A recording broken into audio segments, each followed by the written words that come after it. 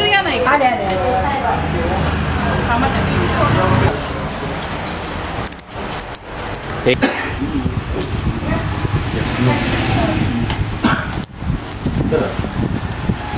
मी काय म्हणतात त्याला कोप करतो काळाप्रमाणे आम्ही.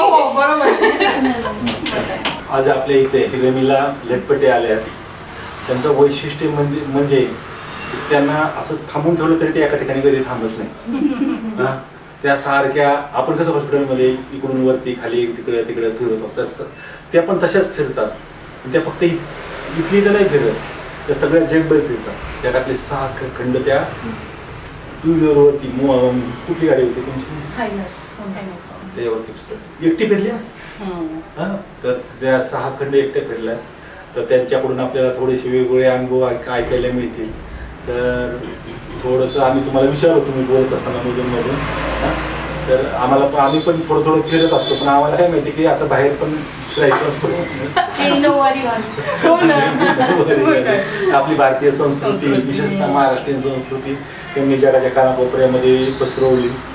त्याबद्दल त्यांचं खूप खूप सर्वांच्या वतीने म्हणजे खरं अभिनंदन करायला पाहिजे. आपले माननीय पंतप्रधान नरेंद्रजी मोदी यांनी सुद्धा तिला भारत की बेटी म्हणून संबोधित केलेलं आहे. म्हणजे खरंच म्हणजे तिच्याकडे पाहिल्यावर असं वाटत नाही एवढी डेअरिंग करत असेल ते, पण ती खरंच म्हणजे माणूस कसं म्हणतं जसं दिसतं तसं नसतं. कारण त्याला ते जे काय असं म्हणजे जी धडाडी लागते जी किंमत लागते ती आत्म लागते. आणि त्यांना आपण जर म्हणजे एक शेअर सोडून जायचं म्हटलं तरी 4 वेळा विचार करतो आणि 4 मोठमोठ्या बॅग भरून घेतो. आता ती मला कळत नाही की एवढ्या प्रवास मोटरसायकलवरती सगळं तिचं लगेच ठेवायचं हे करायचं ती कशी मॅनेज करते तिच्याच उतरून आपण ऐकू. आज मी मेडिकेअर हॉस्पिटल फाउंडेशनमध्ये तृप्तीताईने मला एकदम हक्काने बोलवलं तर येशील का. तर म्हणलं मी लकीली पुण्यात आहे आणि जसं सर म्हणलं की मी फिरत असते. तर मला असं वाटतं की फिरून माणूस जेवढं काही शिकतो आणि ज्या अनुभवातनं माणूस काही घडतो तो कुठल्याही डिग्रीने कुठल्याही एज्युकेशनने नाही घडू शकत. कारण ते अनुभव प्रत्यक्ष घेतो तो. आणि सर म्हणले की तिच्याकडे बघून हे वाटत नाहीये. तर मला असं प्रत्येक भारत की बेटीचं हे वाटतं की ती आतमध्ये भांडे घासून येते. पण जर ती सत्यनारायणच्या पूजेला बसायचं तर 2 मिनिटात कुणी सांगू शकत नाही आतमध्ये काय करत होती. तर हा जो अभिमान आहे आम्हाला की आम्ही ग्रेसफुली आमचं कल्चर सांभाळू शकतो हाच एक अभिमान मला जगाच्या पूर्ण नकाशावरती न्यायचा होता. की मी जर हेल्मेट काढलं तर मी घामाघूम अवतारात आणि अशी पूर्ण अस्ताव्यस्त झालेली अशी नसेल. तर मी पूर्णपणे छान आवरून नटून थटून जसं मी भारताला अँबॅसेडर म्हणून एक नेतृत्व करते भारताचं. कारण मी पडले म्हणजे माझा भारत पडला ही एक जबाबदारी होती. आणि मोदीजींनी जेव्हा मला राईडच्या आधी भेटले तर मला ती जबाबदारी अजून खांद्यावरती असं वाटलं की अरे नाही खरंच भारताचं एक खूप मोठं व्यक्तिमत्व आपल्या पाठीशी आहे. तर प्रत्येक ज्या स्त्रिया माझ्या पाठीशी प्रार्थना करत होत्या त्या आनंद आतमधूनच एक आनंद होता की अरे आमची ताई आहे. आणि जो आमचापणा होता तो त्या फक्त नऊवारी साडी आणि त्या नथीमुळे होता. त्याच्यामुळे मुलगी म्हणून असण्याचा मला खूप लोक आधी म्हणायचे राईडच्या आधी की तू मुलगी ही आयडेंटिटी झाकून जा. मी म्हणलं मी मुलगी म्हणूनच जाणार, मी भारताची मुलगी हेच क्लिअर कट सांगून जाणार. आणि मी इतक्या भडक साड्या घेतल्या होत्या ना, लाल कलर हिरवा कलर की मी मुलगी. मला माझी आयडेंटिटी झाकून जायचं नाही. ते रिस्की असेल जबाबदारी भारत की बेटी चाललेली आहे तर भारताचं पूर्ण जबाबदारी आहे की तिचं संरक्षण करणं. आणि अगदी 1 वर्ष ज्या प्रकारे मला लाड दिले तर ते खरंच भारताच्या मुलीला तो मिळतो. कारण का आपण खरंच प्राईड आहोत. आणि आज जे सर काम करतात तर ते त्यांचं तेवढंच एक सांगणं आहे. त्या सगळ्या म्हणजे कृती जी आहे ती महत्वाची नाही. त्यातनं जो मेसेज आहे त्यांचा की आपण पहिला अभिमान बाळगला पाहिजे, आपण तिचा जन्म साजरा केला पाहिजे. तर माझा जन्म मी साजरा करण्यासाठी जितकं काही धडपडू शकले त्याच पद्धतीने सर आज ज्या काही लेवलला कामं करताय तुम्ही त्यासाठी मी खरं ऋणी आहे तुमची. कारण का सातत्याने इतके वर्ष तुम्ही इतक्या लोकांना हे मेसेज देणं आणि तुमच्या कृतीतनं देणं हे खूप महत्वाचं होतं त्यासाठी. आणि मला तुम्ही थोडासा एक खारीचा वाटा दिला तर त्याच्यासाठी खूप खूप आभार. मला एक विचारावंसं वाटतं की आता तुम्ही 6 खंड फिरलेले जगभरात, तुम्हाला काय खंडामध्ये डेव्हलपमेंट दिसेल, काय खंडामध्ये निसर्ग दिसेल, पण या 6 खंडामध्ये मुली महिलांसाठी सुरक्षित खंड कुठे वाटला तुम्हाला? जाणवला चलताना चलत चलत उद्या मला सुरक्षित हा ऑस्ट्रेलिया एक वाटला आणि दुसरा एक मिडल ईस्ट एक वाटला. पण जो लाड आहे ना, जो लाड प्रेम आपल्याला मिळतो भारतात तो मला कुठेच नाही मिळणार.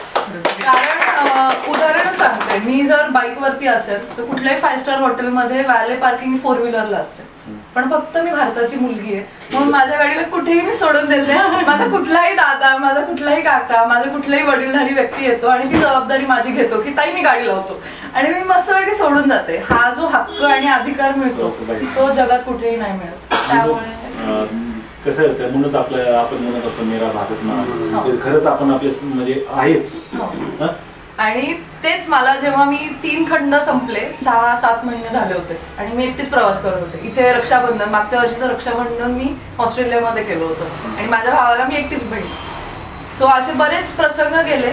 पण त्या मोमेंटला असं मला प्रत्येक जण विचारायचं काय खायचंय, मी म्हणलं मला भारतातली धूळ खायची. तुमच्या इथे धूळच नाहीये कारण तुमच्या इथे माती नाहीये आणि आमच्या इथे माती म्हणून शेती आहे आणि त्या शेतीमुळे आम्ही आज खाऊ शकतो आणि तुम्हाला सगळ्यांना पण त्यांना प्रोव्हाइड करू शकतो. ते म्हणायचे माती खायची, म्हणलं हो आमच्या भारतात माती आहे म्हणून धूळ आहे, ती तुमच्याकडे नाहीये. आणि खरंच मी मिस केलं भारत. म्हणजे त्यांना काय माहिती ना मातीची मजा काय असते.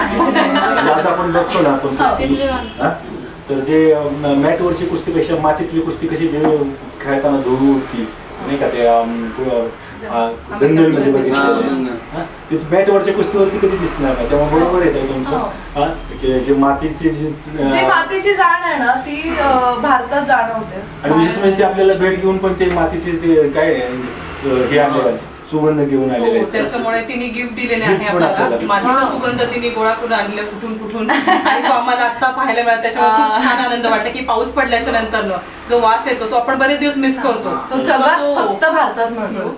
आणि मी जिथे जिथे जात होते प्रत्येक वेलकम मध्ये मला म्हणायचे की भारत की बेटी भारत की खुशबू लेके आती है. तर मला ते जाणवलं की खरंच भारताचा खुशबू हा फक्त इतका युनिक आहे, तो दुसऱ्या कुठल्याही देशात आपल्याला माती पडली आहे, पाऊस पडलाय तर तो सुगंध येत नाही, तो फक्त भारतातल्या मातीला मिळतो. तुमचे आम्ही पण आमच्या कार्यक्रमानिमित्त बेटी बचाव आंदोलनाच्या बऱ्याच ठिकाणी जाण्यात आलं. आम्हाला तुमच्यासारखाच अनुभव वाटला की भारत सर्वात श्रेष्ठ वाटला. जरी आपल्याकडे थोडंसं काही महिलांच्या बाबतीत थोडासा भेदभाव असला किंवा स्त्रीभ्रूण हत्या होत असल्या तरी भारतीय संस्कृती चांगलीच आहे आणि शेवटी आपल्या मातीचा गंध वेगळाच आहे. पण त्या खालोखाल आम्हाला आशिया खंड चांगला वाटला. त्या पाठोपाठ आम्हाला आफ्रिका चांगली वाटली. त्याच्यानंतर हे पुढे युरोपी थोडीशी बरी वाटली. कारण जे ईस्टर्न कल्चर आहे त्याला काहीतरी एक काळ गेलेला आहे. म्हणजे जे काही ठेवणीचा काळ असतो ना तो आपण कितीतरी सालोसाल आपण ठेवलेला आहे. युरोपियन कल्चर हे खूप रिसेंट टाइम मध्ये आलेलं आहे. त्याच्यामुळे त्याचा जो कुकिंग टाइम म्हणतो ना आपण की ते घडलेला नाहीये तो. आणि ते एकटेपणा जो आहे तो भारतात नाही जाणवत. आपण एकटं सोडा ह्याच्यासाठी आपण ओरडा. तुमच्या आई वडिलांकडून कसा सपोर्ट भेटला? माझ्या आई वडिलांनी मला एवढं सांगितलं होतं की सीमेवरती जसं एक सैनिक तिथे जातो आणि भारताला संरक्षित करतो तसं तू जगाच्या नकाशावरती आपल्या भारताचं नाव कुठेतरी पोहोचवशील. मुलगी म्हणून महाराष्ट्राची, नंतर भारताची आणि नंतर आमची राहिलीस कुठे उरलीस तर आमची मुलगी म्हणून एक नाव तू करतेस. तुम्ही एक अशी आता सगळेच काही शहरी प्रदेश नसतात, मेट्रो सिटी नसतात, ग्रामीण भागात लागतं, वेगळ्या देशांमध्ये करायला लागतं, तिथे लोक वेगळी दिसतात, कधी कधी भीती वाटल्यासारखी वाटत असते. तुम्हाला तुमच्याकडे बघून नाही वाटत, तुम्हाला वाटल्यात असते. पण तुम्हाला कधी असं वाटलं का की आपण एक मुलगी म्हणून असुरक्षितता कधी जाणवली का तुम्हाला? असुरक्षितता नाही पण एकटेपणा बऱ्याचदा जाणवायचा की आपण. एकटेपणा तर कसं होतं, एकटेपणा जगातला किती श्रीमंत माणूस असला तरी त्याला नाही. पण जेव्हा आपण कॅम्प साईट वर जातोय आणि अगदीच नवीन कल्चर आहे तर आपल्याला तिथे माहिती नाहीये नेमकं तिथे करायचं काय, त्यावेळेस एकतर म्हणजे जो असुरक्षितपणे आपण नाही म्हणू शकत पण जी मनात एक भीती ऑटोमॅटिक येते. भीती म्हणून तर माणूस जगतो ऍक्च्युअली. की तुम्हाला मुलगी म्हणून असुरक्षितता वाटली? जिथं आमचे डॉक्टर जोशी पण असते तर ते पण त्यांना पण एकटेपणा जाणवला असता कारण ते घाबरून पळून पण आले असते. पण मुलगी म्हणून तुम्हाला कधी असुरक्षितता वाटली? नाही, माझ्या मनात तो विचार कधी आलाच नाही की मी असं माझ्या विचारात. कारण मला असं वाटतं की स्त्रीच्या एका नजरेत कळतं तिला काय हवं आहे.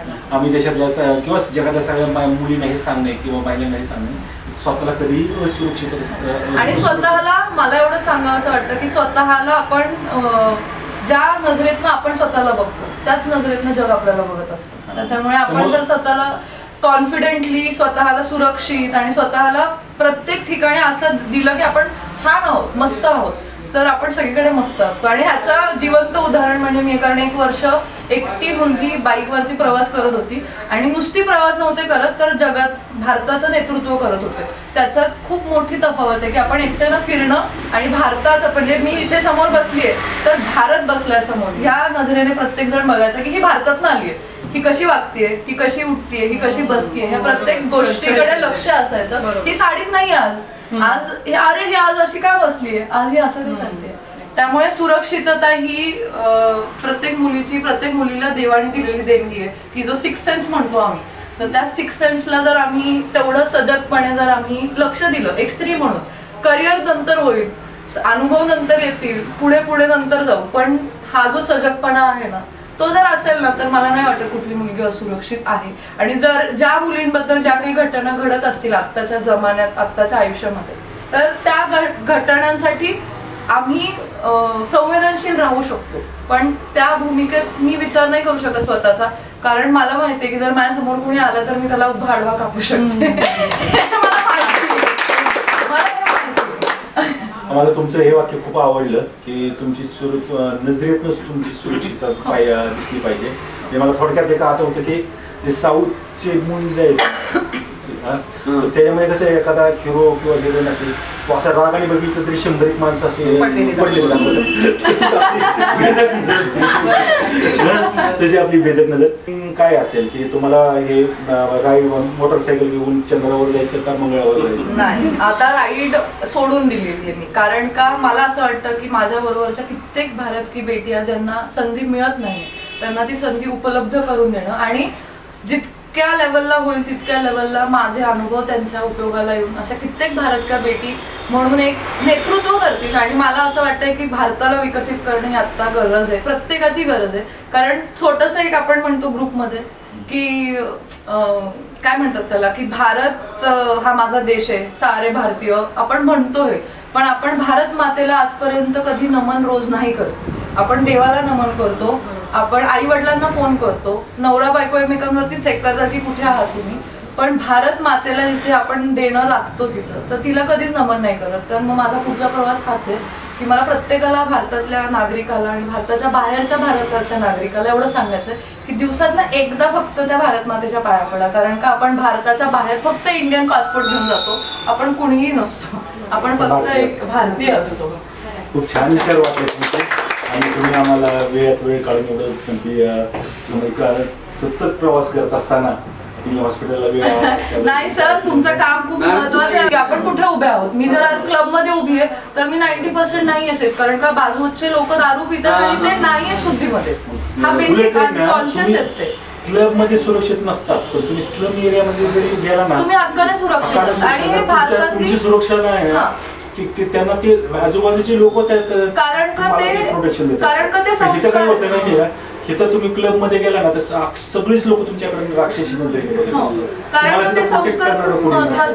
तुम्ही कुठे जाताय ना त्याच्यावरती अवलंबून असतात. आणि सगळ्यात महत्वाचं त्यांनी नेहमी सांगितलं की तुमच्या नजरेतच दिसलं पाहिजे की तुम्ही सुरक्षित. मग तुमच्या नजरेनेच पुढची लोक तुम्हाला घाबरली पाहिजे. तुम्हाला माहिती पाहिजे तुम्ही काय करता, प्रत्येक मुलीला हे माहिती पाहिजे ती काय करते. Believe in yourself and anyone can create a life. पण कुठेतरी तुमच्यासारख्या ज्या इन्स्पायर्ड वुमन इथे येतात आणि तुम्ही जेव्हा आम्हाला सुरक्षित हा आपल्यावर डिपेंड आहे किंवा 90% आपण स्वतःला जर सुरक्षित केलं तर नक्कीच त्याच्यातून थोड्या प्रमाणात आपण वाचू शकतो. हा संदेश तुम्ही इथे दिला, तुम्हाला भेटून खूप छान वाटलं. आणि मी तृप्ती मॅमचे पण धन्यवाद की तुम्ही अशा व्यक्तिमत्वाला भेटण्याची संधी दिली. म्हणून त्यांना माहिती की फक्त समजून घ्यायचं.